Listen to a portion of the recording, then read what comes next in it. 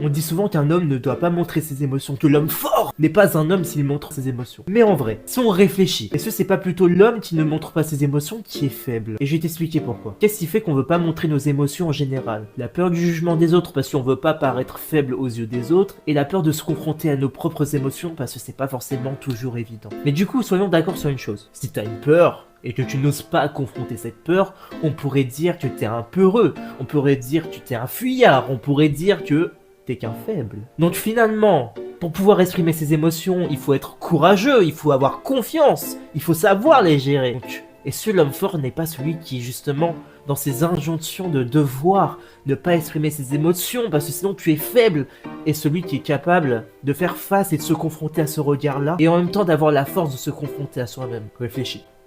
Honnêtement, je suis un homme, je suis à l'aise avec mes émotions et je me sens pas plus faible que les autres. Et au contraire, j'ai une certaine confiance en moi, je peux dire que je m'aime et cette intelligence émotionnelle que j'ai me permet d'avoir des relations sociales épanouies, saines, tout en me faisant respecter. Donc selon cette définition, je pense qu'on peut dire que je suis un homme fort. Allez, abonne-toi.